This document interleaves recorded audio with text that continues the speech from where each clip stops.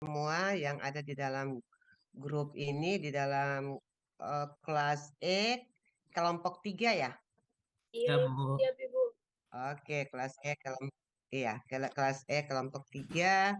eh, Semuanya cantik-cantik dan ganteng-ganteng. Semoga belajarnya juga cantik dan ganteng.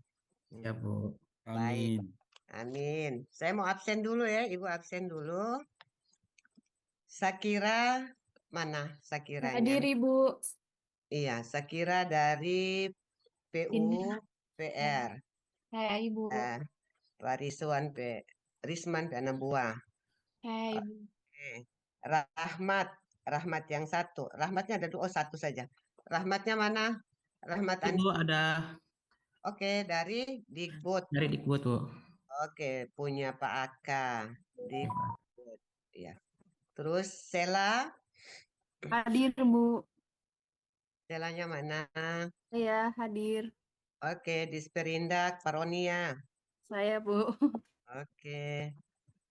Terus Messi, Hadir Ibu. baik, DP3A, Ibu Ola. Iya Ibu. Di bidang apa nih, Nak? Bidang kualitas hidup perempuan, kualitas keluarga, data dan informasi. Oke, itu kabitnya siapa? Ibu. Pak Eko. Oh, Pak Eko. Tadinya Sebelumnya Ibu Ibu Desi. Iya. Desi. Ya, ya, ya. Ya. Oke, Fitriani, Hadir Ibu. Fit, DP3 PTSP, Bapak yang ganteng, yang langsing. Ya. Oke, makasih sayang. PTSP. PTSP. Terus Rifki Asari. Hadir Ibu. Rifki Disperindak masih dengan Pak Roni. Disperindak 2 ya? Iya, iya Bu. Iya. Iya, Bu. Ada Perindak. 2. Theo. Hadir Bu. Theo dari Disperkim, Ibu Ivo. Anak Iya Bu. buahnya Ibu Ivo. Oke. Perkim. Terus Firmansah. Hadir Bu. Firmansah Disnaker Trans, Pak Doktor. Di bidang apa? Bidang hubungan industrial Ibu. Kan industrial. Kabitnya siapa ya? Pak Perto, Pak Sirajudin Abdul Kadir. Oh, Pak Sirajudin. Ya, Wan. Hmm, ya. Jangan kah? Jangan kestagaan tong ampong. Ini tong lusa supiki nih.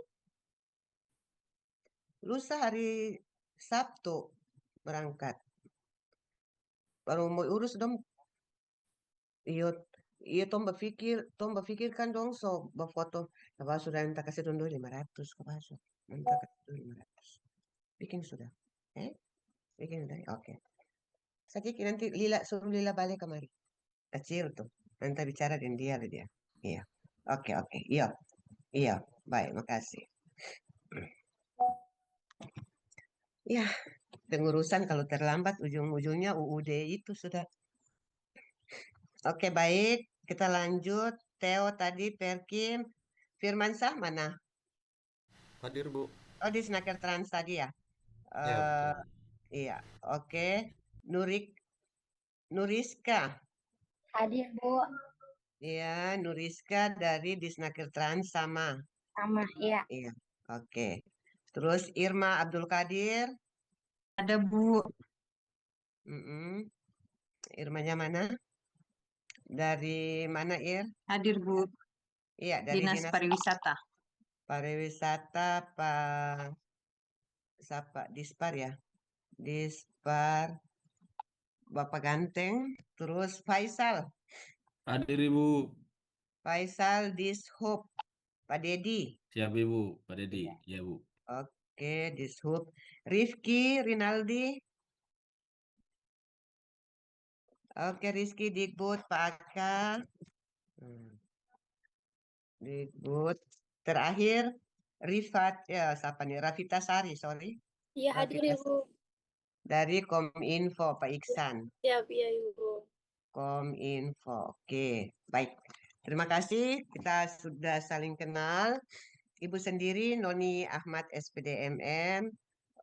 Widya Suara luar biasa dari BPSDM Provinsi Maluku Utara karena pada tanggal 1 Januari 2026 kemarin Ibu sudah purna dan alhamdulillah Ibu Gubernur masih mempercayakan untuk memberikan Ibu kapasitas sebagai Widya Suara luar biasa dan masih mengajar dan berhadapan dengan kalian pada siang hari ini.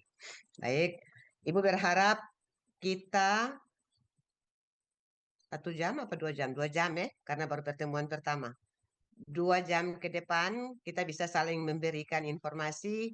Ibu sebagai fasilitator kalian menyampaikan materi terkait dengan agenda lanjutan dari agenda 2 yakni agenda 3. Nah, di mana materi yang kita mau bahas bersama ini, metode yang Ibu gunakan adalah diskusi, tetap terjadi diskusi 2 arah, dan itu berlangsung selama 2 jam, jadi siap-siap saja nanti ada pertanyaan-pertanyaan yang muncul seputar apa yang kita belajar bersama. Jadi jangan mengantuk, kalau sampai mengantuk ambil lidi kong, kasih tongka biji mata tuh, supaya semua bisa fokus. Ya, itu sedikit intermezzo. Baik, Ibu share screen dulu ya materinya menyangkut dengan agenda 3.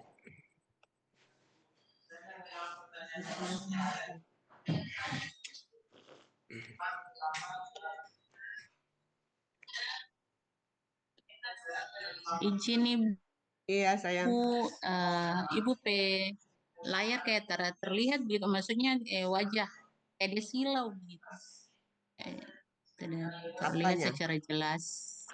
Berarti apanya? Materinya Wajah. atau Iya, wajah? bukan wajahnya. Ini Jadi dan wajah. cuma lihat Ibu nama tapi wajahnya tidak terlihat. Wajah, oke tunggu. Wajah ini mangkali terlalu lalak, apa pun tinggal cecup tulis taruh apa dia. Sudah, boleh? Ini cuma dia background sih. Ini siapa akan nih cek tengah hari tua ini dia kok. Oh iya betul, cuma dapat lihat background nanti. Ini butuh. Oh, ini yang ada di dalam grup sini, oh, ini arahkan Ibu bikin barang apa sih ini ayo. Tindis di mana? Ya supaya Ibu muka bisa keluar, jangan sampai avatar yang muncul. Sudah di apa? Rifki, kira-kira Ibu mesti kemana nih supaya Ibu pemuka bisa dapat lihat? Siap, izin Bu, Tekan apa? kalau di saya sini kameranya udah berubah jadi gambar ya. Kayaknya udah makanya terhubung Ibu ke siap. webcamnya.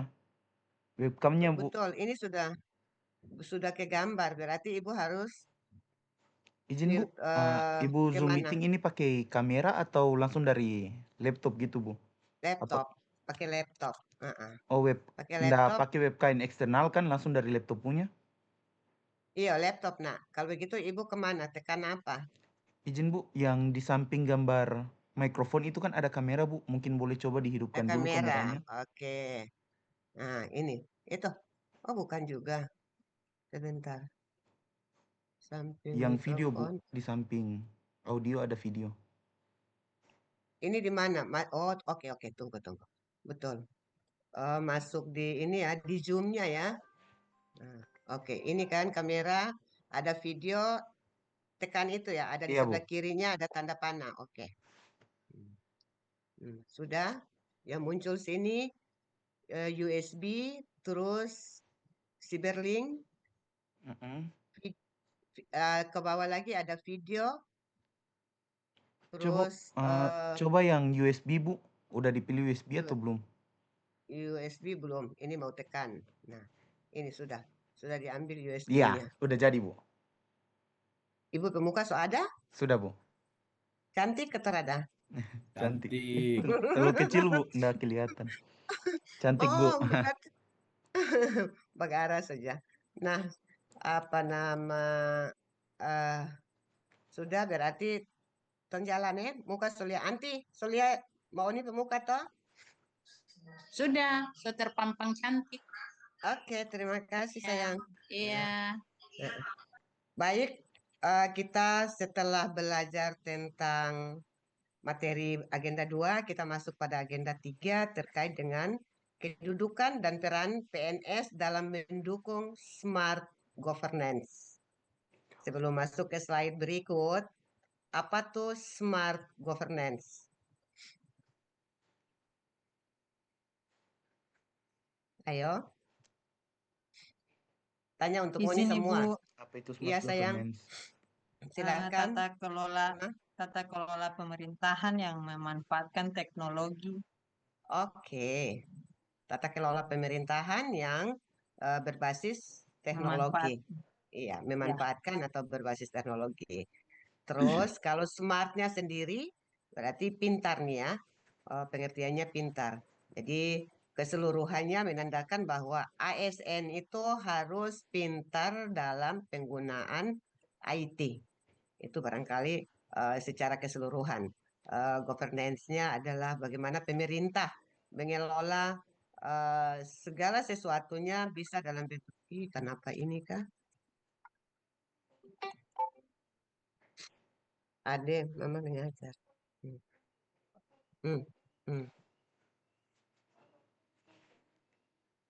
Iya sudah sesuaikan sudah. Ada sesuaikan. Bisa dapat 3 macam dengan ini harga. Oke, agenda hari ini review untuk materi sebelumnya, overview penjelasan tugas. Overview berarti kita masuk pada materi utama dan penjelasan tugas. 3 item, 3 hal ini yang kita lewati. Yang pertama, kita check in dulu. Mau coba-coba ombak dulu. Apa yang masih Anda ingat dari sesi sebelumnya? Tes ombak. Silakan siapa yang komunikasi 2 arah ini dinilai. Jadi silakan siapa yang bisa ini langsung menyampaikan argumennya. Izin menjawab Ibu. Silakan Faisal. Mungkin nilai-nilai ASN berakhlak dari sisi sebelumnya Ibu. Oke, ASN berakhlak. Berarti core value kita adalah apa core value-nya kita? Core value-nya ASN. Tadi Faisal sudah bilang tuh. Berakhlak Ibu. Berakhlak, iya. Core value kita adalah berakhlak. Di mana berakhlak itu ada mulai dari berorientasi pelayanan sampai pada kolaboratif. Itu sadar tidak sadar kalian semua sudah lakoni di instansi kalian Mama di masing-masing. kamar belakang. Nah, saat mau belajar di sini baru kalian dapatkan di agenda 2. Ini dalam hati, oh iya barang itu tuh tong so bikin-bikin. Karena memang program ini dicanangkan oleh presiden sebelumnya, yaitu Presiden Jokowi. Dia menginginkan ASN itu mempunyai satu core value, di mana core value ini menandakan bahwa kita mulai dari atasan sampai orang staff-staff itu satu core value kita dengan bagaimana pelayanan kita kepada masyarakat. Karena ASN itu adalah pelayan publik. Pelayan publik di sini sudah tidak ada lagi kepala yang menandakan bahwa dia harus dilayani, tidak.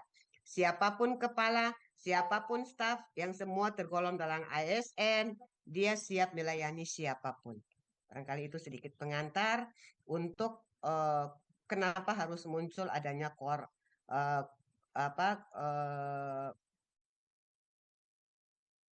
nilai daripada nilai-nilai berakhlak.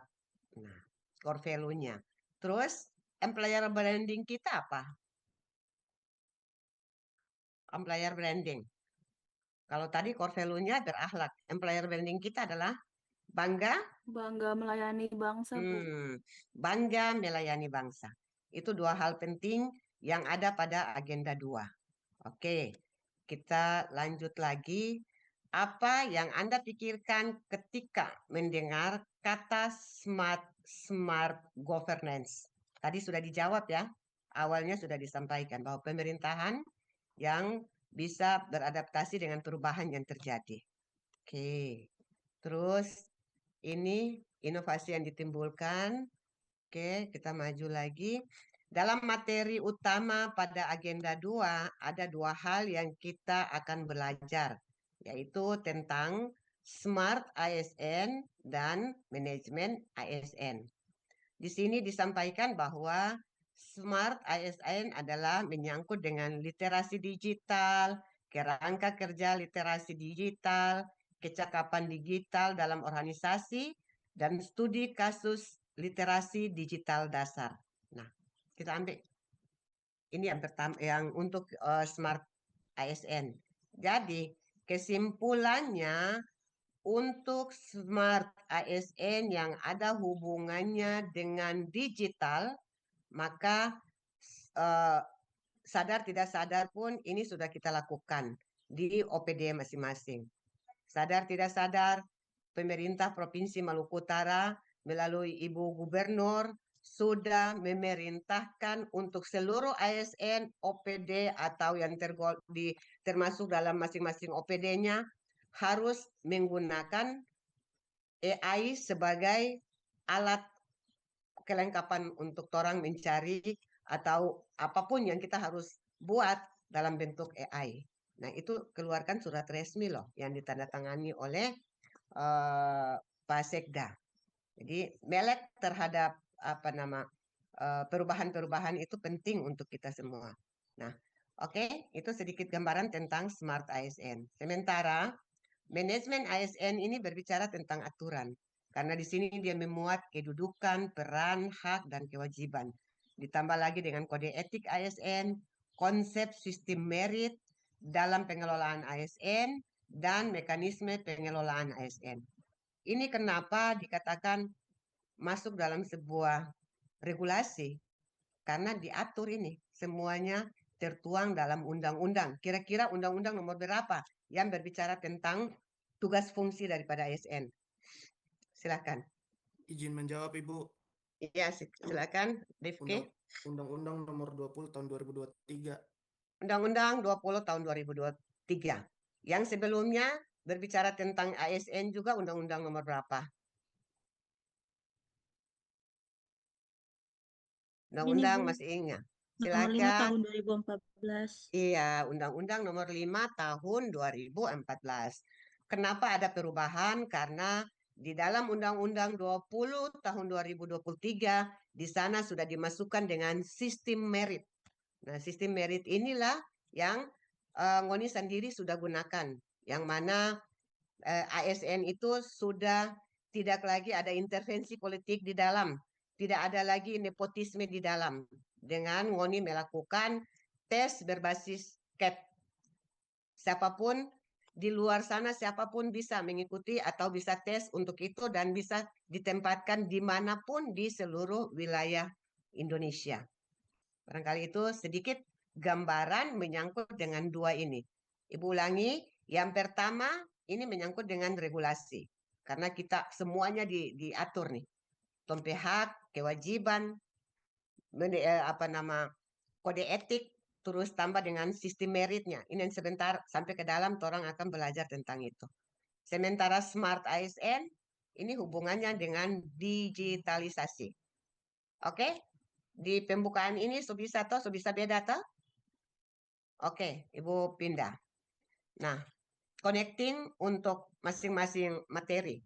Bisa dilihat manajemen ASN, kedudukan dan peran ASN, ada sistem merit, ada hak dan kewajiban tadi sudah. Terus smart governance-nya, usaha peningkatan partisipasi warga. Terus penggunaan teknologi canggih, peningkatan kualitas pelayanan publik. Ada. Jadi masyarakat, swasta semuanya masuk di dalam bagaimana penggunaan daripada smart penggunaan daripada literasi yang tergantung mau dibuat seperti apa. Sementara Smart ASN ini ada 4 pilar digital literasi yang harus kita belajar bersama. Terus ada 8 komponen Smart ASN. Nanti kita masuk baru kita bahas satu persatu. Oke, next. Nah ini anatomi Smart Governance ada 8 hal yang harus. Anatominya adalah ada 3 hal penting, yaitu di dalamnya ada transparansi, terus juga partisipasi dan kolaborasi. Nah, kita memulai yang pertama terkait dengan partisipatif. Di sana ada keterlibatan warga via platform digital. Nah, siapa yang bisa memberikan contoh dari nilai besar ini? Ini disampaikan bahwa keterlibatan warga via platform digital. Contohnya seperti apa? Saya mau ke Sela. Silahkan.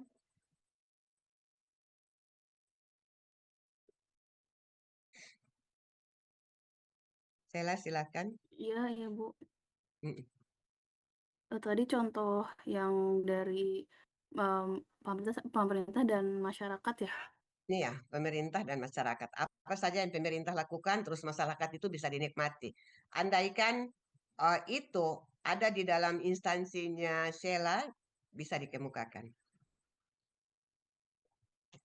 Kalau dari instansi kita, saya khususnya di bidang perlindungan konsumen, itu kita melakukan pengawasan barang dan jasa, contohnya seperti barang itu kadaluarsa, seperti itu Bu. Oke. Pengawasan barang kadaluarsa. Mengetahui barang itu kadaluarsa atau tidak kan harus turun ke lapangan kan, turun Ya. melihat langsung ke lapangan. Nah, Ya. yang ada hubungannya dengan digital, apa saja yang Perindak sudah lakukan? Mungkin kalau yang di digital kita bisa lihat barang contohnya barang SNI itu kita bisa cek di sistem perdagangan itu sudah sudah masuk ke dalam produknya, sudah ber-SNI atau belum. Oke, sip. Seperti itu. Yang lain juga bisa dipikirkan kira-kira di Tompi Dinas tuh yang sudah berbau platform yang digunakan dalam bentuk digital tuh apa? Dan Ibu tahu juga bahwa semua OPD-OPD sudah menggunakan itu dalam sistem digital. Jadi tinggal kita bagaimana melihat dan memastikan bahwa oh ternyata ini sudah orang buat gitu. Oke, kita bisa lihat Smartit penggunaan daripada AI, dukungan keputusan dan inovasi. Nah, inovasi di sini kalian semua menghadap ke sana 1 hari ke depan, 2 hari, 3 hari sampai 1 minggu ke depan ini adalah pembuatan rancangan. Rancangan yang akan kalian buat. Kak, ada mengajar. Salam, ya. Bukan ini untuk hari, maksudnya besok itu Ibu mau Oni pagi, boleh nggak?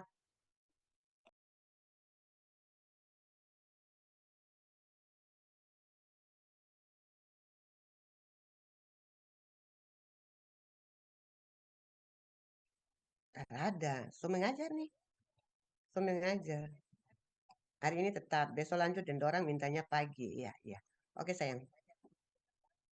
Iya, oke sayang ya.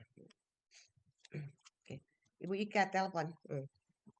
Oke, jadi dukungan keputusan dan inovasi. Nah sekarang menuju 1 minggu ke depan kalian akan membuat rancangan.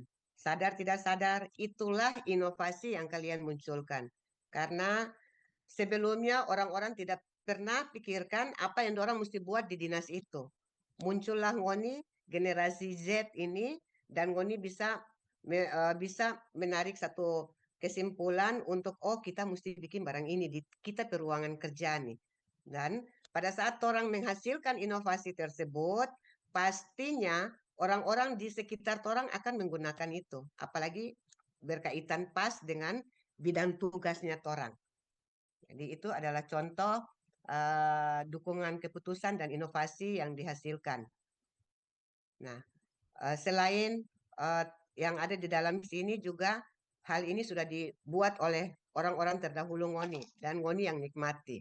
Gilirannya Ngoni buat lagi, orang terdahulu nikmati dan orang yang akan masuk juga menikmati. Jika itu didukung oleh pimpinan. Jadi apapun yang nanti dibuat masih dalam bentuk rancangan disampaikan ke kepala bidangnya. Pak, besok ini saya harus membuat sebuah rancangan terkait dengan tusi saya.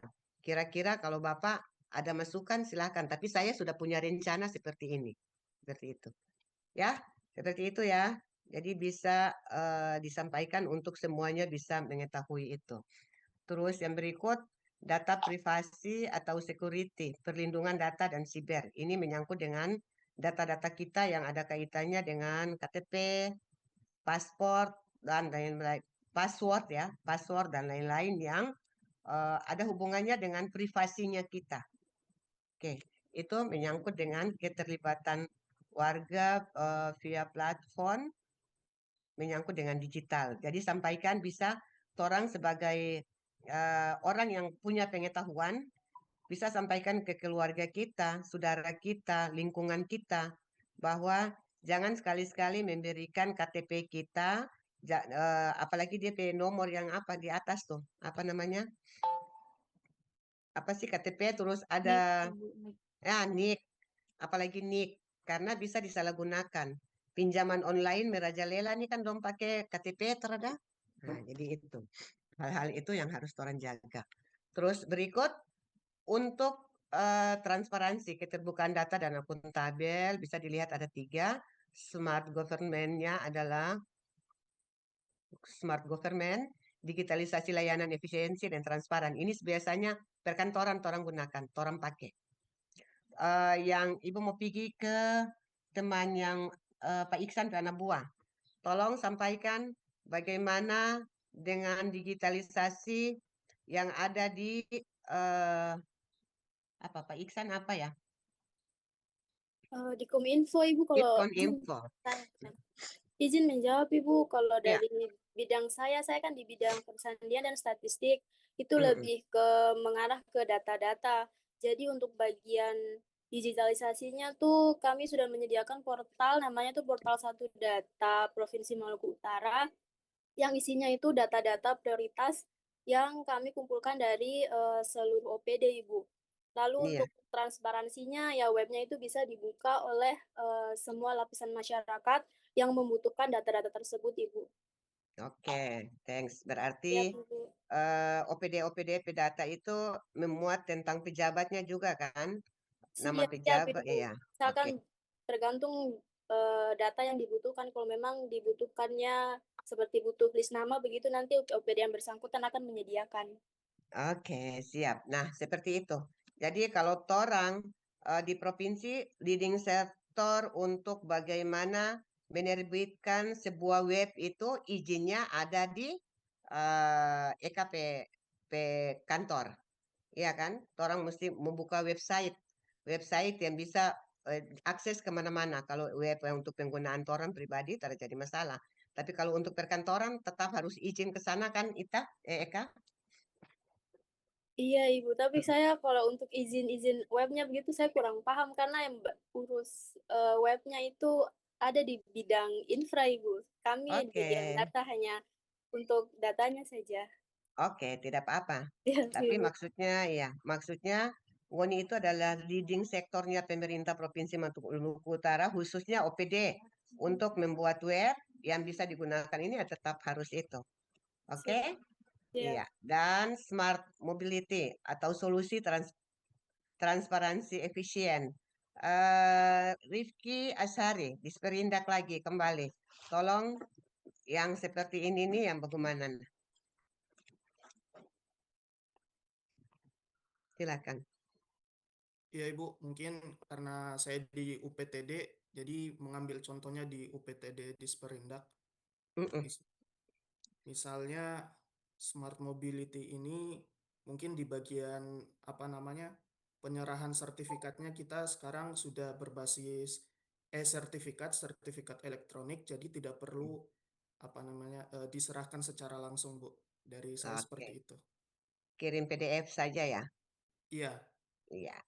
Oke. Nah, bisa menggambarkan hal-hal tersebut itu adalah hal-hal yang telah kita buat pada OPD kita masing-masing. Makasih, Rif, ada atas penyampaiannya. Baik, Bu. Yang berikut, big data, analitik atau kebijakan berbasis bukti. Sebentar ya, Ibu, ini sebentar. Balik baru.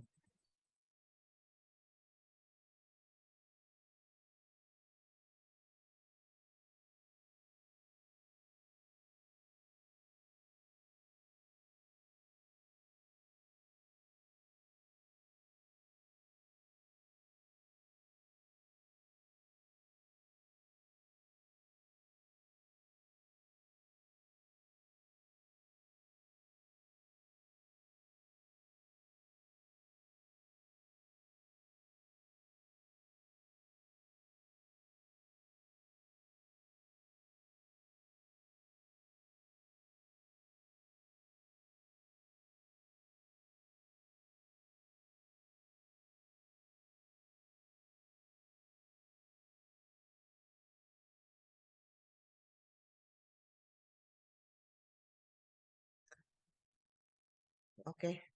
Ya. Nah, big data. Big data ini bisa tadi masuk di siapa nama Kominfo tadi, dia sudah menyampaikan bahwa di sana data-data dari OPD bisa masuk ke sana. Nah, bagaimana pengembangan big data ini bisa dikolaborasikan dengan OPD-OPD lain?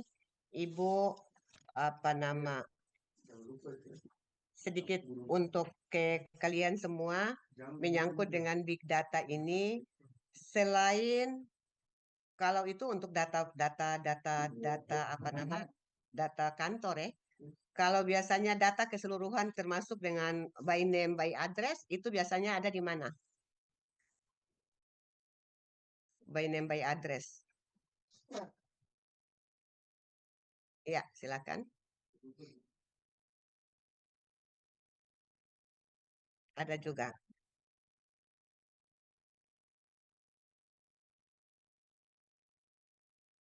Apa yang sekarang istilahnya apa menuju nol tuh ya itu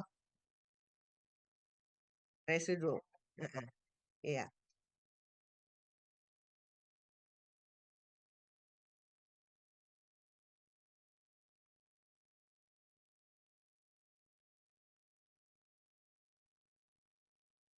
Heeh.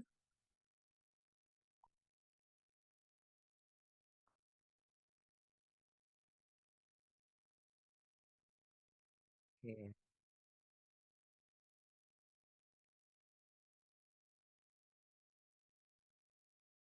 Oke, terima kasih Rifki. Jadi kita bisa masing-masing OPD ada big datanya, tapi big datanya dia berfokus pada lingkupnya dia.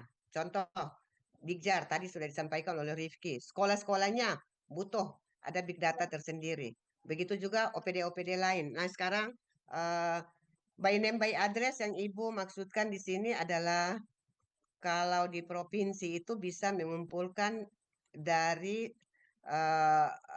apa nama itu toh semakin ke sini terlalu belajar terlalu lama kontom mulai blank apa duduk terlalu lama otak darah sutra naik di otak toh jadi seperti ini. Oke, kita kembali lagi. Big data di sini adalah Ibu mau sampaikan ada big data karena dia hanya memiliki data bagaimana dia kolaboratif dengan OPD-OPD lain. Contoh, ini kasih tahu kita dulu ini yang pegang KTP yang apa tuh diurus oleh siapa? Dukcapil sih pembodoh sampai Dukcapil saja kompil lupa tuh. Nah, Dukcapil sini Ibu mau bercerita nih. Bagaimana sebuah organisasi kalau dia itu hanya mempunyai data ternyata dia bisa membuat sesuatu gebrakan yang besar. Dukcapil makanya ada baca berita online atau koran bisa mengetahui ini. Dukcapil dia mempunyai big data ada pada dia. Dia tahu keluarga miskin, keluarga yang harus dibantu itu dia memiliki data itu. Nah, turunlah program mereka dengan langsung ke masyarakat untuk melihat kebutuhan masyarakat di tempat yang mereka turun itu seperti apa. Dan kebetulan mereka memilih suku Togutil untuk menjadi tempat sampelnya mereka. Nah, turun ke sana ternyata banyak problema yang didapat, termasuk akses dari jalan dan sebagainya. Terus mereka mengambil kesimpulan bahwa kalau mereka sendiri yang pelayanannya mereka sendiri, hal ini tidak mungkin terjadi. Kira-kira kalau dari kalian semua bisa pikirkan, bisa membantu ke masyarakat yang tadinya dia hanya mempunyai data, sementara ada akses jalan yang harus dia siapkan, ada rumah yang harus dia bangun, ada bantuan-bantuan lain yang harus diberikan, maka instansi-instansi apa saja yang bisa dikumpulkan untuk kolaborasi membantu masyarakat tersebut. Silahkan. Izin Ibu, Hmm. mungkin untuk jalan dan pembangunan rumah bisa berkolaborasi dengan kami PUPR dan Disperkim Ibu. Ya, oke, Perkim, PUPR, bantuan lainnya bisa Dinsos bisa masuk atau siapapun itu yang ada untuk bantuan ke masyarakat. Bisa Dinsos. Dinsos ini nih kan dia bisa mendata masyarakat yang putus sekolah bisa dimasukkan ke sekolah rakyat, iya kan? Dinsos juga bisa memberikan bantuan apa namanya kursi roda, alat pendengar. Ya biasanya masyarakat nih kan karena mungkin gizinya yang tidak terlalu diperhatikan sehingga hal-hal ini bisa terjadi di lingkungan mereka. Oke, betul. Terima kasih. Saya kira untuk PUPR itu dia membuka akses jalan, jembatan yang bisa masuk ke tempat tinggalnya orang Tugutil itu di daerah Tugutil. Terus Perkim dengan bantuan rumah layak huninya, iya toh? Nah, ini dia. Jadi untuk menciptakan sebuah kegiatan atau sebuah program, kita tidak perlu harus sendiri. Tuang harus berpikir kita mau bikin apa, kita mau bikin apa. Libatkan OPD lain yang ada korelasinya. Seperti itu. Jadi bisa dipikirkan dengan keadaan yang sekarang lagi dapat potong kiri kanan nih anggaran dari pusat sampai ke daerah sama, maka kolaborasi ini penting untuk dijadikan bagaimana menghasilkan sebuah program yang tadinya kita hanya memiliki data tapi nama kita bisa wah gitu. Orang bisa mendapatkan semua karena mengumpulkan OPD-OPD yang bertanggung jawab ke hal tersebut. Nah, itu big datanya. Sekarang smart healthcare untuk layanan kesehatan berbasis teknologi. Apa yang bisa bantu Ibu? Ceritakan kira-kira teknologi model apa yang ada hubungannya ke masyarakat. Sebentar, Ibu yang tunjuk boleh. Nah. Meise, silakan nak. Kira-kira apa? Layanan kesehatan berbasis teknologi. Ini kalau DP3A mah bisa masuk ke semua. DP3A itu kerjasamanya dengan OPD manapun bisa. Begini Bu, mungkin Iya, untuk silakan. smart healthcare-nya dapat berupa pemanfaatan teknologi untuk koordinasi rujukan oleh korban kekerasan ke fasilitas kesehatan. Jadi pencatatan data layanan secara digital langsung Oke, ke Dinas Kesehatan. Oke, itu yang Ibu bilang tadi. DP3A bisa untuk hal ini. Itu dia. Ada membuat link tentang itu karena DP3A ini perempuan dan anak itu permasalahan di luar sana banyak sekali. Ada pemerkosaan, ada apa segala hal. DP3A muncul untuk membantu masyarakat kerjasamanya dengan leading sektornya adalah Dinas Kesehatan. Dinas Kesehatan sendiri, kalau kalian juga baca di media, kalian bisa tahu Ibu Rosita itu dia membuat digitalisasi untuk menghantarkan layanannya dia adalah bisa menghantarkan obat sampai ke rumah, tidak perlu antri. Itu dia, itu yang dia buat. Karena kenapa? Kalau orang lihat rumah sakit umum, begitu orang mau keluar, orang selalu dikasih resep. Orang kalau di apotek antriannya panjang sampai keluar. Obatnya kapan ton dapat. Terpikirlah oleh Ibu Rosita, Direktur PLT, Direktur RSUD, dia membuat tadi yang Ibu sampaikan. Kerjasamanya dengan apa? Orang kantor pos. Orang kantor pos, begitu ada obat, orang kantor pos tinggal antar sampai ke rumah. Dari rumah pasien. Nah ini luar biasa yang telah dibuat oleh OPD. Jadi berlomba-lomba kalian. OPD ya kalian berlomba-lomba untuk bagaimana membuat satu program yang bisa bermanfaat untuk masyarakat. Contohnya sama seperti yang disampaikan, Meise juga sudah menyampaikan pemikiran-pemikirannya. Itu berikut lagi Ibu mau ke siapa nih? Rifki Digbud sudah. Rahmat, sedikit dong ceritakan kira-kira kalau di Rahmat sendiri korelasinya dengan OPD mana dan apa yang harus dibuat. Silakan.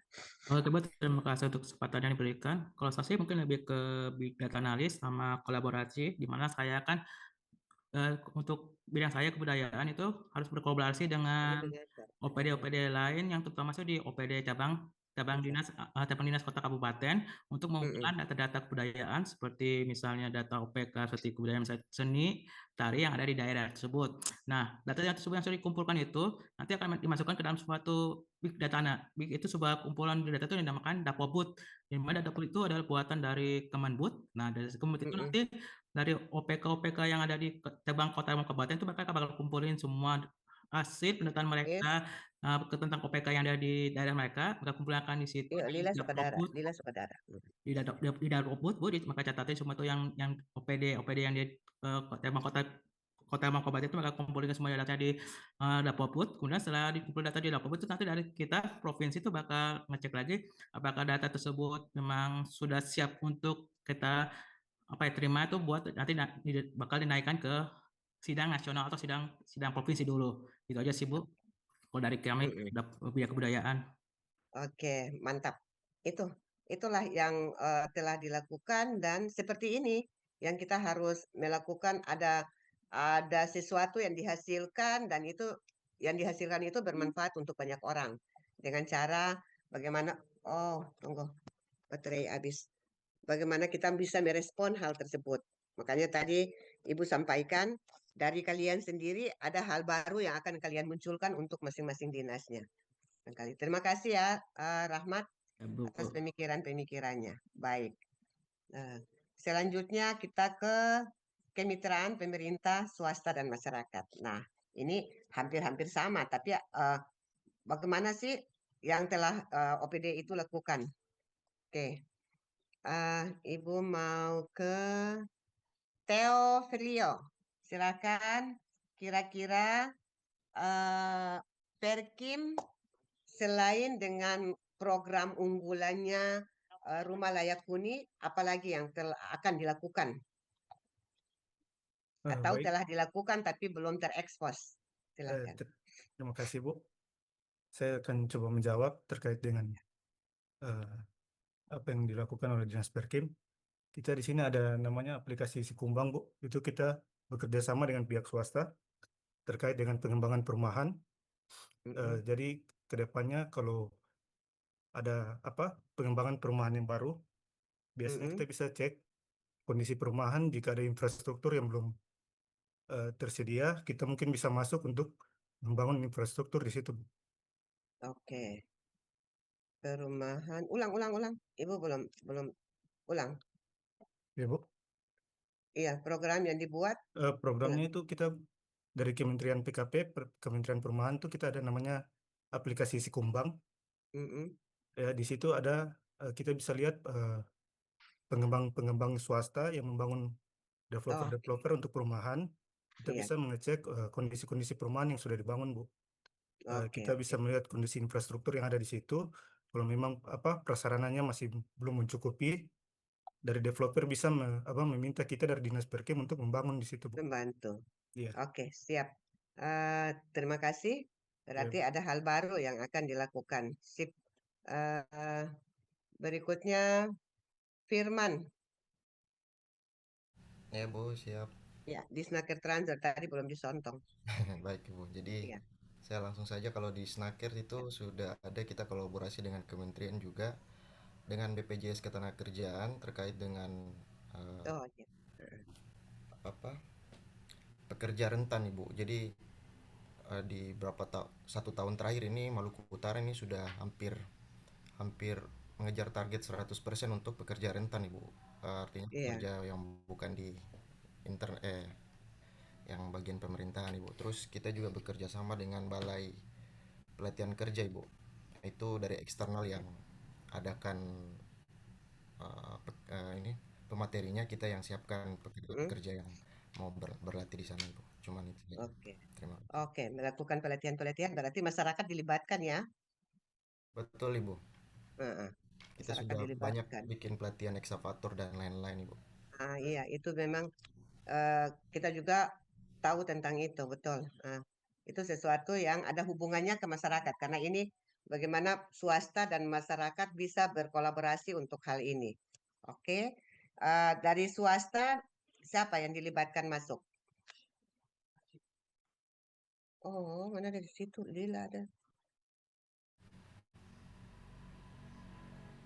Halo Ibu. Ya, sebentar sayang. Oh. Ini ada telepon. Firman terkes mati baru. Iya, ada taruh barang itu di amplop yang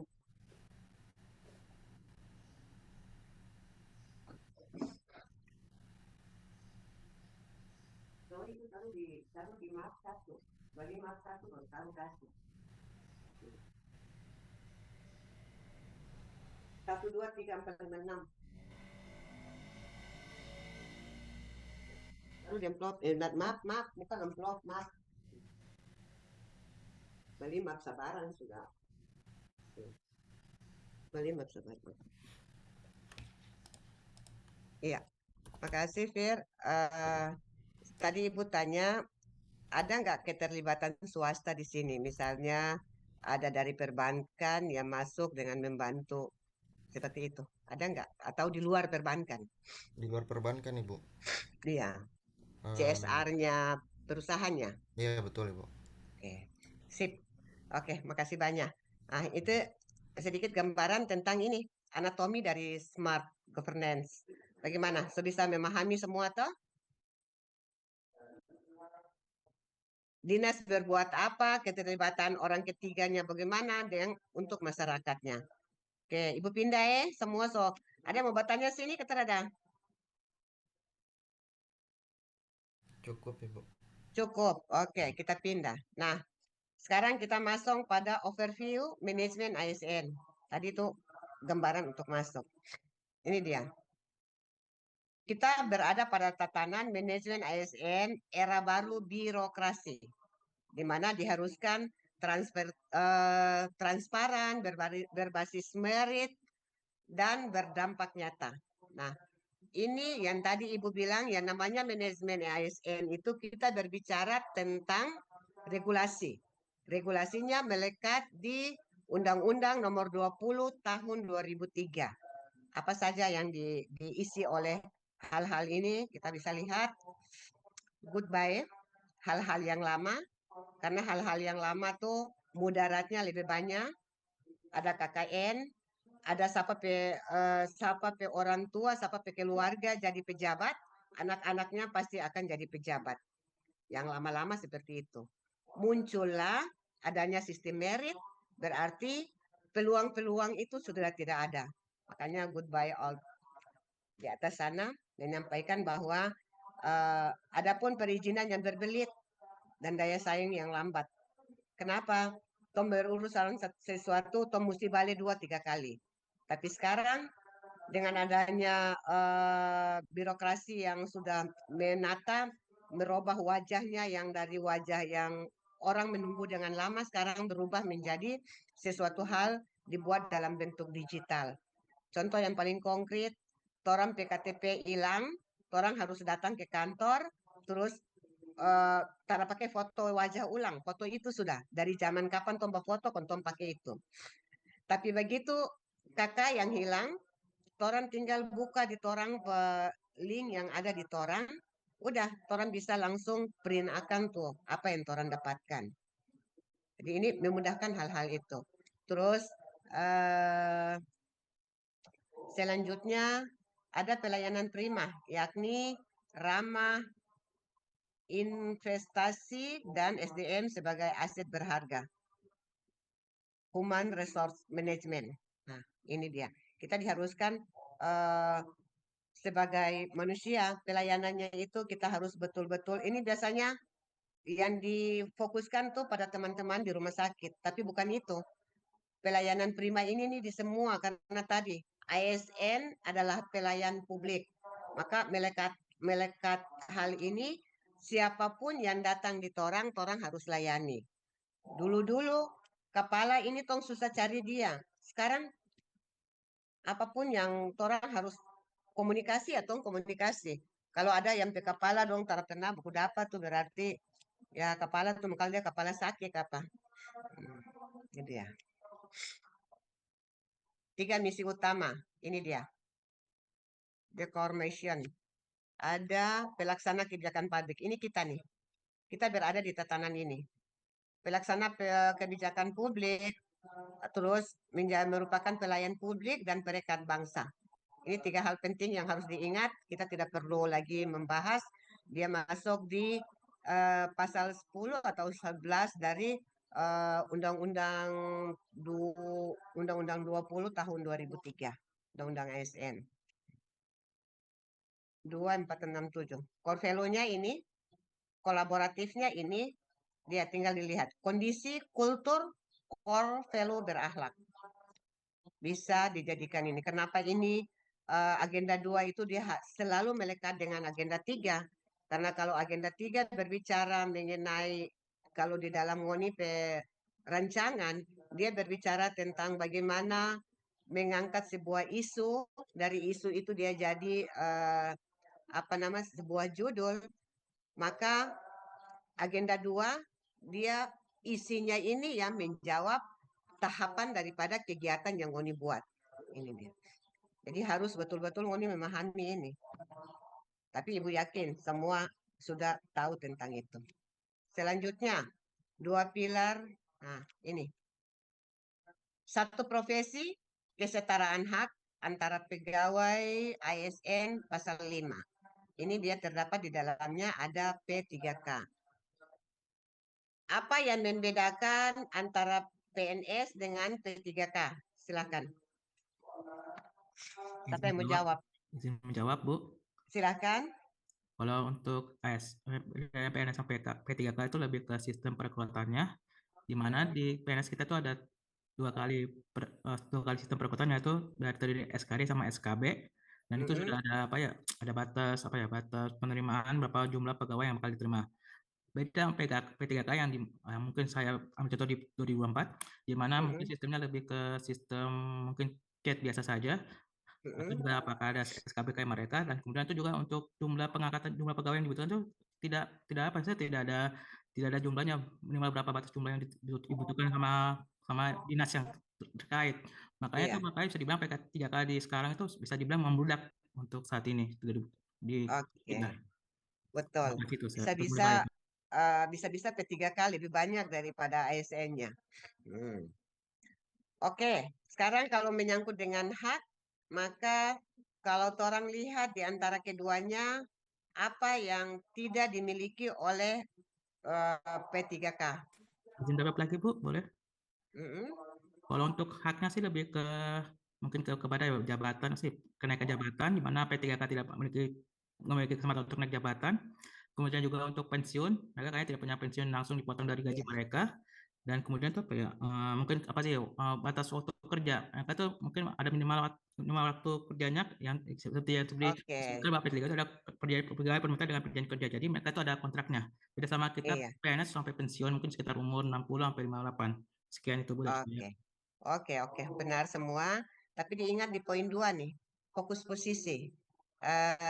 Yang Firman sampaikan tadi betul semua, bahwa P3K dia tidak memiliki pensiun, dia tidak menerima pensiun. Dia juga tidak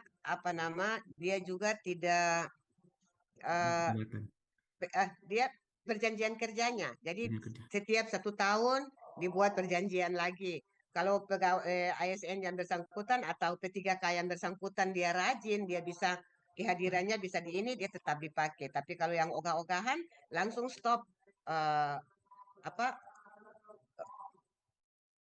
kontrak kerjanya langsung stop. Nah, yang berikut yang tadi disampaikan Firman, dia tidak mendapat jabatan. Ini bisa dilihat. Melaksanakan tugas pemerintahan garing jabatan tertentu.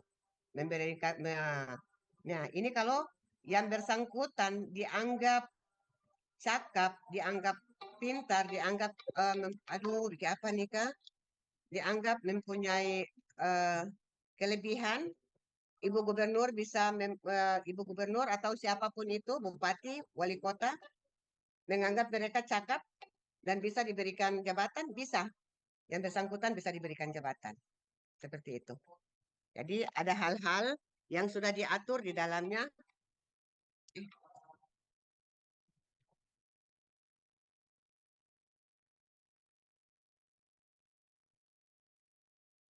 Mati HP biar tak usah ada itu. Oke. Paradigma baru, baik PNS maupun P3K kini memiliki kedudukan yang setara dalam ekosistem total reward, yaitu hak dan kewajiban. Tadi sudah disampaikan. Oke, asas proporsionalitas, take and give. Gaji tunjangan ada, hak ini ya, tompe hak mendapatkan cuti dan perlindungan hukum. Hak mendapatkan cuti, kalian punya hak dalam 1 tahun ada 12 hari untuk dapatkan cuti. Nanti setelah 100% boleh diambil cutinya. Planning kira-kira kapan kita bisa ambil cuti. Misalnya ada yang belum nikah, mau nikah, bisa cuti diambil 12 hari. Kita dapatkan cuti 12 hari dalam 1 tahun. Sepanjang kita menjadi pegawai ASN. Itu hak kita. Terus yang berikut, ada mendapat perlindungan hukum. Jika suatu saat kalian sebagai ASN, kalian yang nanti 100%, terus 1 tahun, 2 tahun, 3 tahun diberikan jabatan oleh pimpinan, misalnya sebagai kepala seksi atau apalah, dalam hal ini sudah bisa mengelola keuangan, terus kalian ada hal-hal yang kalian bisa dapatkan, misalnya diberikan pertanggungjawaban untuk kelola doi 50 juta. Dari 50 juta ini 10 juta ngoni tara bisa bikin dia pertanggungjawaban. Maka gunakan ini perlindungan hukum. Perlindungan hukum ini karena torang punya biro hukum, torang punya inspektorat yang masih bisa memberikan kewenangan bagi torang. Doi yang 10 juta tadi, 10 juta ini hal yang kecil, tapi ini bicaranya yang uang-uang besar nih. Nah, ini hal kecil tapi bisa berdampak besar. Jadi kalau misalnya tak tumbuh hal model begitu, minta perlindungan hukumnya ke mereka. Ke inspektorat, minta kira-kira dibimbing untuk menyelesaikan administrasinya. Karena uang ini tidak ada, karena pertanggungjawaban tidak ada. Uang mengikuti berapa banyak kegiatan yang kita lakukan, dan itu pertanggungjawabannya harus miss. Nah sekarang, setelah itu misalnya dari 10 juta ini kita hanya bisa memberi pertanggungjawabannya hanya 5 juta. 5 jutanya lagi minta keringanan. Pak, berikan saya keringanan untuk saya bisa bayar berapa kali dalam 1 tahun. Kalau itu diberikan, oke, kita masih diberikan itu.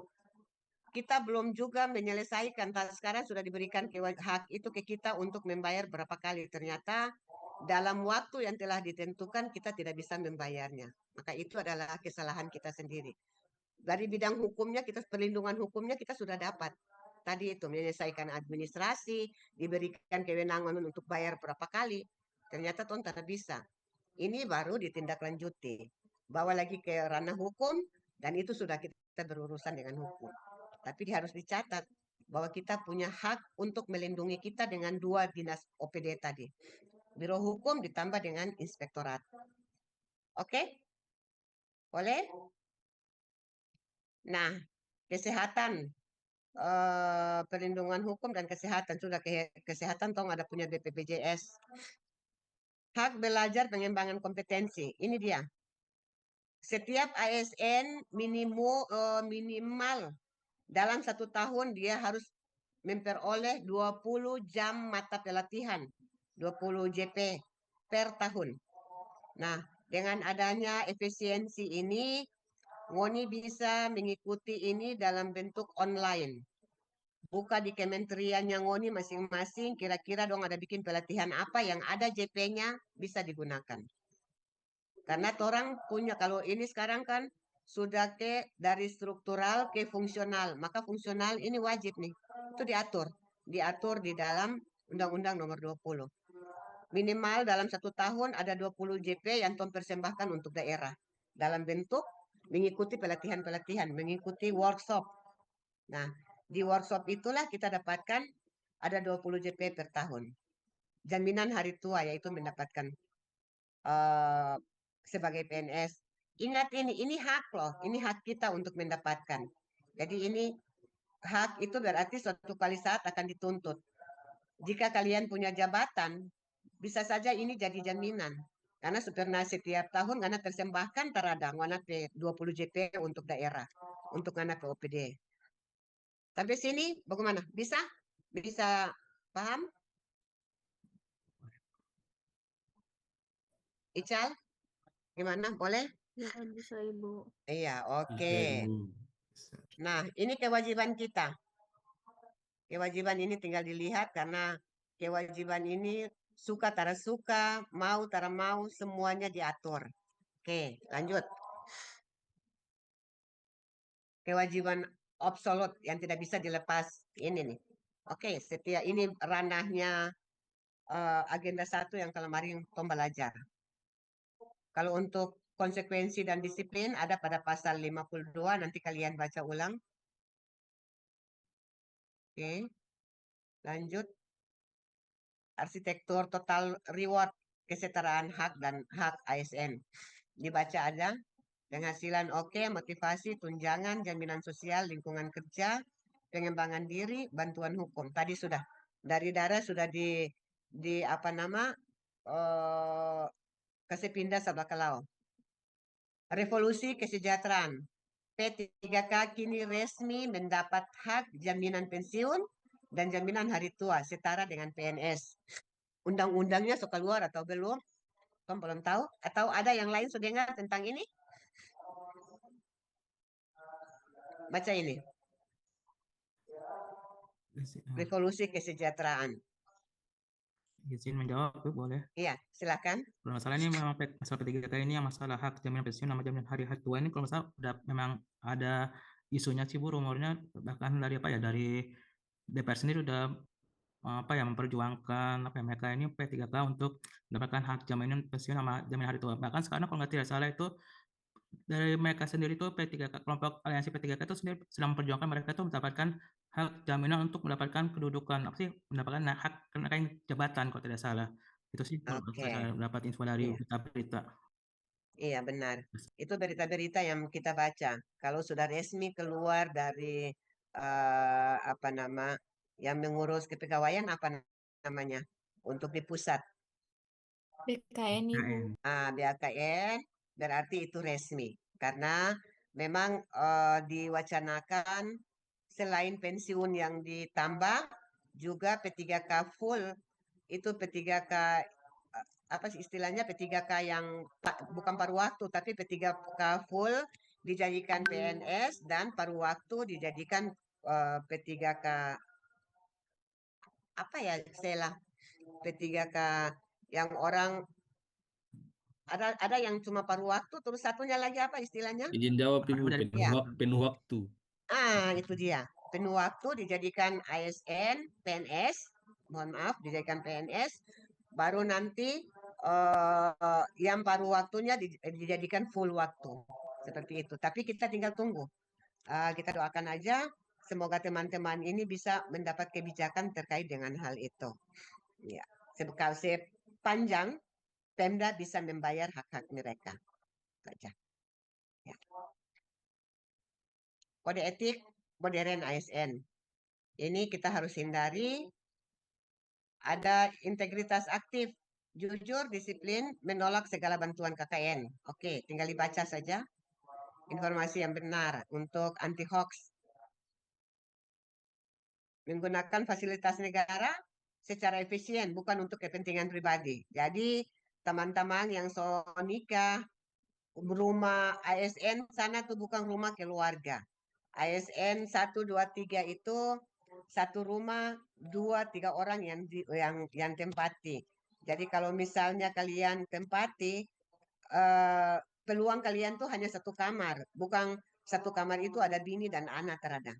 Karena mengingat teman-teman yang lain bisa saja kalau hujan, ombak mereka bisa tidur sama-sama dengan kita. Tapi yang orang lihat sekarang kan banyak yang pakai keluarga tuh. Kalau dua-dua ASN terjadi masalah. Yang bermasalah ini suami saja yang kerja atau istri saja yang kerja, dia bawa suami atau bawa istri. Itu yang nanti PUPR bisa melihat itu. Jangan hanya melihat ada yang kosong di mana harus ditempatkan, tapi harus ada ngoni buat aturan yang orang bisa cara membawa keluarga jika dia bersangkutan bukan ASN. Barangkali bisa dipikirkan itu supaya pemerataan itu ada. Terus Selanjutnya motivasi. Ini motivasi untuk kita semua. Hindari melakukan pelanggaran terhadap kedudukan, peran, hak, dan kewajiban, serta kode etik dan kode perilaku ASN sebagai upaya untuk menjadi ASN profesional yang memiliki karakter sebagai pelayan masyarakat. Oke. Itu motivasi untuk kita semua. Sistem merit. Oh, itu ada sistem CAT. Siapa yang tes dari luar masuk sini? Dari Woni 13 orang nih, siapa yang dari luar masuk? Ya, Bu. Siapa? Saya Rahmat Andika, kebetulan dari Bogor, dari Jawa mana? Barat. Saya dari Jawa Barat, Bogor, ikut tes provinsi, tes Pemprov Malut, jadi di Dikbud, Bu. Oke. Motivasi apa sehingga bisa ambil di Maluku Utara? Kalau boleh jujur sih, Bu, ya, kebetulan saya sih karena Maluku Utara cuma tapi untuk posisi saya atau kalau dibilang untuk jurusan saya itu cuma Maluku Utara saja yang mungkin punya yang sesuai jurusan saya. Oke. Jadi saya ambil sini. Oke. Berarti Itu dia. ada sih, Bu. Itu dia fungsi daripada sistem merit. Kita bisa siapapun, yang penting dia adalah orang Indonesia, dia bisa melakukan tes di mana saja. Nanti juga Rifki, ngana mengantuk.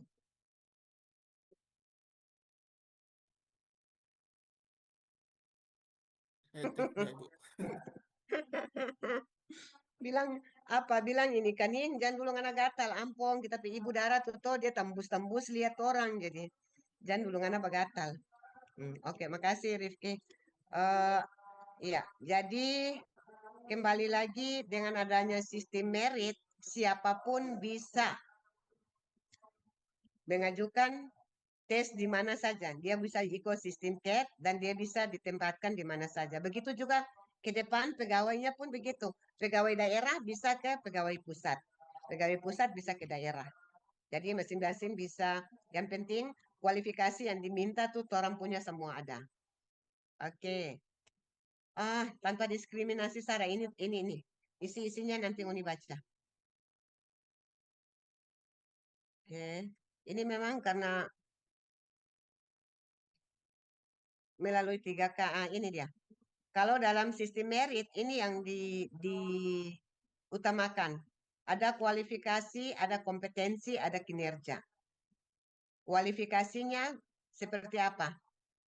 Bisa untuk memberikan ke saya yang dimaksud dengan kualifikasi ini tuh, kualifikasinya itu seperti apa? Firmansyah, silakan Fir. Ya Bu, kualifikasi sih seperti ini Bu. Misalkan kita kuliah kemarin, contohnya seperti kemarin kita kuliah apa, terus di instansi butuh sarjana apa, itu mungkin itu Ibu yang paling sederhana. Ya, seperti itu. Selesainya seperti itu. Jadi ada kualifikasi yang di ini menyangkut dengan orang punya jurusan, orang punya pendidikan, sehingga di mana orang mau masuk untuk melamar, orang sudah bisa tahu, oh ini sama seperti teman kita yang dari Jawa tadi, dia bilang hanya di sini yang dibuka, di Dikbud hanya di sini. Masuklah dia. Tapi itu berbarengan juga dengan studi sarjananya yang memungkinkan ke situ. Jadi betul-betul ada kualifikasi dari sesuatu yang bisa orang masuk. Terus kompetensi. Kompetensi ini kita sebagai ASN, ini balik kita sebagai ASN. Harus kompetensi ini dalam hal sertifikasi itu kita harus punya. Contoh yang paling konkret, mau jadi ASN 100%, Wani harus memiliki sertifikat yang dikeluarkan oleh Dinas BPSDM Provinsi Maluku Utara. Bagaimana sertifikatnya didapat? Ya mengikuti pelatihan ini, ya kan? Nah, pada saat Ngoni mau mendapatkan eselon di atasnya lagi, berarti harus ada sertifikasi yang harus didapat. Di antaranya eselon 3, berarti dia harus IKO PKA. Yang setara dengan dulu-dulu Ngoni pernah dengar PIM 3 itu PKA. Terus kalau mau eselon 4 harus ada sertifikasi yang kaitannya dengan PKP-nya. Nah, namun sekarang bisa orang dapat dulu jabatannya baru orang sekolah. Jadi kalau ada jabatan yang entah itu di eselon 3 atau eselon 4 diminta oleh BPSDM untuk memasukkan data melalui mengikuti PKA atau PKP cepat, karena itu merupakan penjenjangan yang makin ke atas lagi untuk kita lakukan. Dan kinerjanya kinerja ini diukur di saat kalian membuat SKP, karena kehadiran itu kalau dihitung dalam persen, kinerjanya kita itu 60%, kehadiran 40%. Nah, ini yang menjadi catatan buat kita semua, kita bergerak dengan aturan yang berlaku. Yang terakhir, ASN berkinerja tinggi dan birokrasi akuntabel. Artinya, kinerja tingginya kita setiap kali di kantor kita berbuat apa. Birokrasi akuntabel butuh pertanggungjawaban yang bisa kita persembahkan jika kita diberikan tanggung jawab. Oke. Aduh. Pindah slide. Apalagi nih? Sistem merit. Orang sampai jam berapa? Hari jadwal jam 4 sih, Bu. 4, Ibu. Jam 4, kon sekarang sejam berapa? 10 menit lagi. Kurang 11 jam 4, Ibu, izin. Oh, kurang 11 menit. Oke. Kita gunakan dia dengan ini sudah. Ini bikin apa pun dia sudah bisa. Sebentar.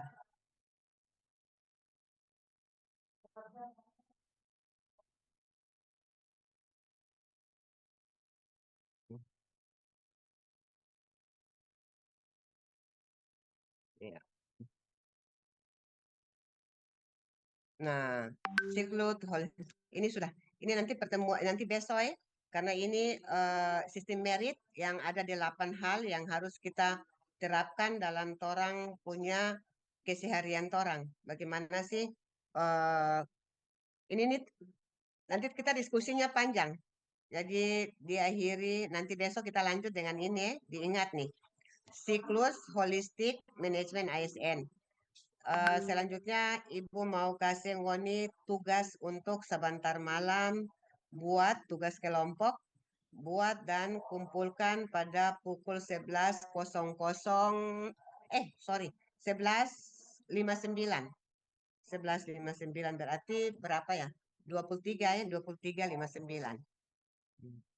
Ibu keluar dulu.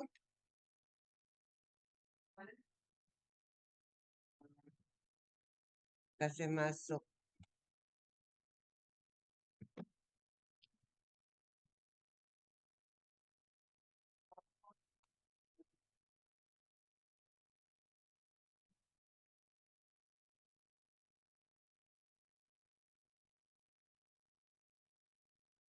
Semua ajan.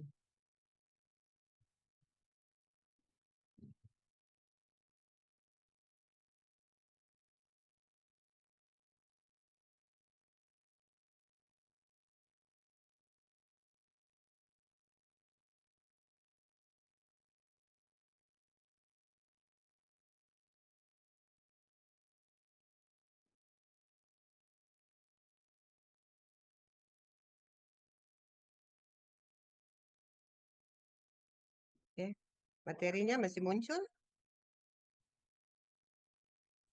Materinya masih ada ya? Masih ada, Bu. Masih ada, Masih, Ibu. Bu. Keluarkan dulu ya. Iya, Bu. Oke. Oke, Ibu kasih masuk dulu ini petugas. Bagi kelompok, mau kelompok yang sebelumnya atau orang bagi untuk khusus untuk sekarang? Kelompok sebelumnya aja, Bu. Sebelumnya baku dapat circle-nya ya? Iya, sudah ada, Bu. Sudah Oke. terbentuk. Oke, baik. Pakai kelompok yang sebelumnya ada berapa? 4 kelompok ya? Iya, Bu, ada 4 kelompok. Iya, Bu, 4 kelompok, Bu. 4, jadi satu ada 3, satunya 4. Toh? Nah, kelompok 1 itu siapa? Supaya Ibu bisa catat di sini. Kelompok 1 atas nama siapa? Izin menjawab, Ibu. Ya. Kelompok Satu. 1 Ada Syakira Putri. Enggak, yang ambil satu orang saja yang dipercayakan jadi ketua sebelumnya. Oh ya, saya sendiri kalau begitu Ibu. Kelompok 1 Erik ya. Rifki Azhari Bu. Rifki. Iya. Rifki. Oke, ini kelompok 1 ya. Terus kelompok 2-nya siapa? Izin Ibu, Faisal. Faisal, oke. Faisal. Terus kelompok 3. Izin Bu, atas nama Rahmat Andika Dwinandra. Iya, Rahmat Andika. Terus kelompok 4. Firman Ibu. Firman. Iya, Oke, Bu. Firmansah. Oke, Firman. Nah, sekarang masing-masing kelompok coba lihat apa yang harus kita lakukan. Di sini slide-nya bisa nampak nyata keterada. Bisa toh? Oke, kelihatan. Berarti di sini kita mau bagaimana sih menelusuri orang berlayar nih, berlayar jauh. Bagaimana nih ada yang terputus nih.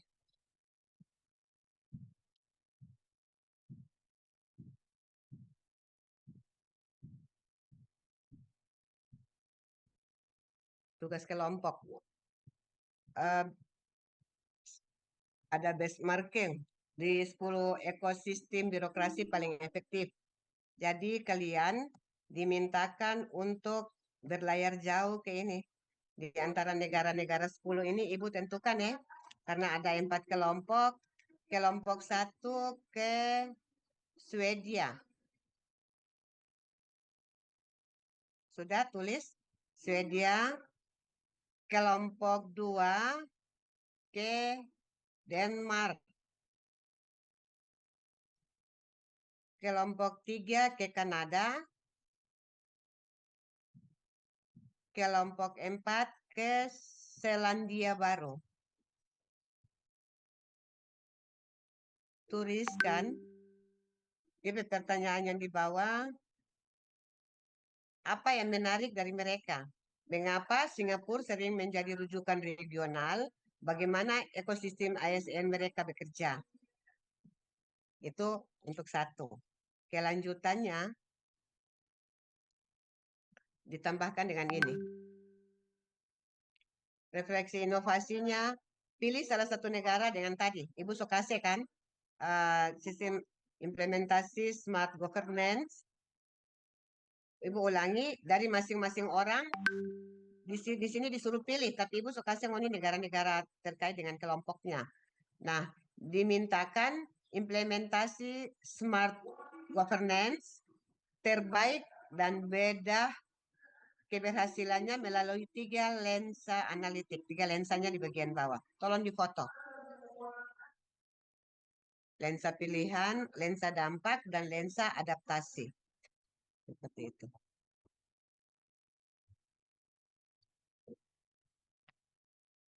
Lensa pilihan, lensa dampak, dan lensa adaptasi. Kerjakan sebentar malam baru dikumpulkan. Tinggal dibagi aja. Siapa bikin apa, selesai. Sampai sini ada yang mau bertanya? Ibu, saya Ibu. Oke, silahkan. Terkait tugas tadi Bu, yang pertama tadi kan ada pertanyaan apa yang menarik dari mereka, mengapa Singapura sering menjadi rujukan regional, bagaimana ekosistem ASN mereka bekerja. Jadi ini kita sesuaikan sama yang negara yang sudah Ibu bagi atau pakai Singapura Ibu? Negara yang dibagi. Di negara yang dibagi apa saja kelebihannya mereka menyangkut dengan birokrasinya, menyangkut dengan hubungan mereka dengan masyarakat, hubungan dengan pihak ketiga. Dalam hal ini CSR-nya mereka seperti apa. Terus dibandingkan dengan setelah itu ini dia dibandingkan dengan Singapura. Kenapa Singapura itu menjadi rujukan dibandingkan dengan 10 negara di atas. Setelah itu baru masuk ke bagian kedua, orang ajan. Baik, Ibu. Oke, masuk ke sini. Kalau yang di sini hubungannya dengan Indonesia. Di smart governance-nya. Oke? Oke, Bu. Ya.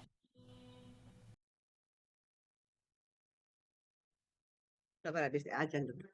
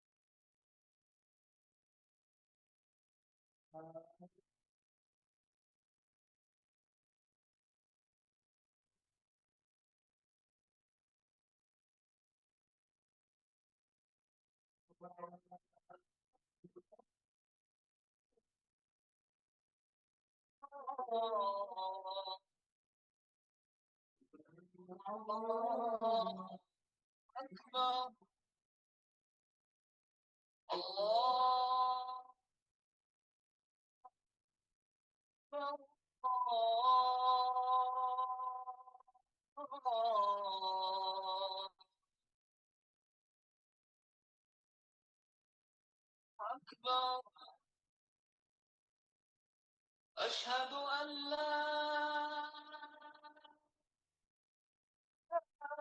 إله إلا الله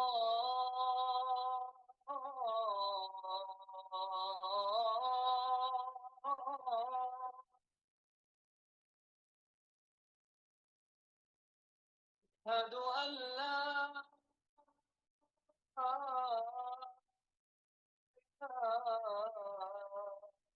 إله إلا الله.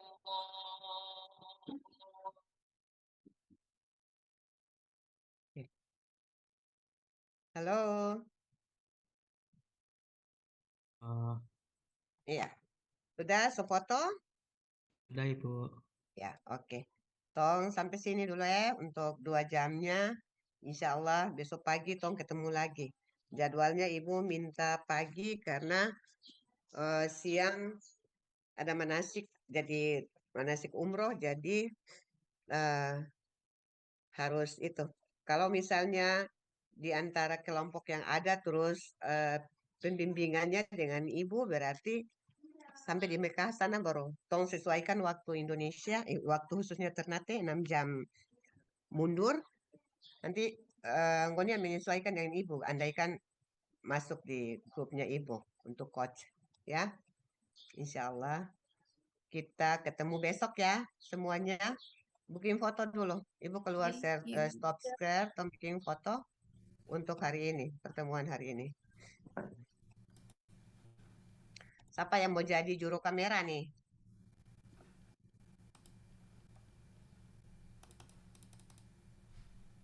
Firman yang jadi juru kamera? Boleh, Ibu. Oke. Tunggu, Ibu. Saya sesuaikan dulu, Ibu. Oke. Semua siap. 1, 2, 3. Oke. Gaya bebas dulu, gaya bebas. Silahkan berekspresi. Berekspresi menghilangkan ngantuk.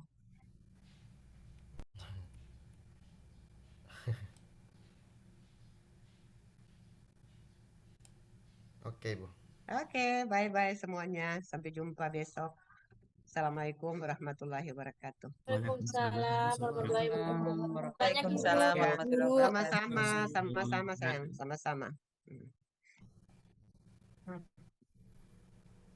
Ya, Bapak Ibu, terima kasih atas kebersamaannya hingga sore ini. Selamat dan sukses selalu. Isi absen Bapak Ibu? Sudah Ibu. Sudah Ibu. Ya, Sudah, Ibu. alhamdulillah. Ya, nanti tugasnya nanti berhubungan langsung dengan Ibu WI atau pemateri. Terima kasih Anda sudah on cam hingga selesai dan terima kasih atas pertanyaannya. Sukses selalu. Oke. Selamat beristirahat. Ya, Assalamualaikum. Waalaikumsalam. Warahmatullahi wabarakatuh. Yes. Oh, ini besok ada jadwal pagi ke sore? Pagi. Ke siang? Besok jadwal Pagi. Pagi atau sore sih? Pagi jam? berapa nih? Kayaknya jam 8 kan Pak? Jam 8 tadi tuh. So, sudah bilang? Ada di grup kok tak salah tadi. Bukan sore, Ada di bukan grup pagi. katanya pindah jam 2 kalau tak salah. Jam 2. Iya, grup tuh dia siang. Jam 8 itu yang sekarang. Maunya jam 8 tapi nggak jadi. Iya, jadi nanti besok jam 8. Kemungkinan sih Besok tuh dari yang Twitter. di grup nih tuh jam 4 sampai jam 6. Iya 4 sampai 6 kalau di grup. Makanya tadi Ibu bilang pagi kita tanya. Iya. Sekarang kayaknya tadi Ibu bilang pagi Ibu, siang Ibu ngopi manasik umroh. Iya. Nunggu dari Akhirnya buka pagi. dulu. Nunggu Ibu Eka. Kayaknya nanti kondisional sih Janung menyesuaikan dengan nanti panitia informasikan ke orang. Lagi info jam 7 pagi lagi mulai jam 8, infonya jam 7 lagi. Atau mungkin ketua izin chat Ibu Ika. Boleh. Di grup. Koordinator chat Bu Ika. Boleh jam berapa? Telepon atau video call nanti.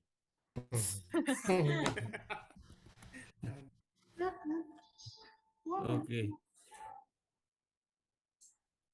Live.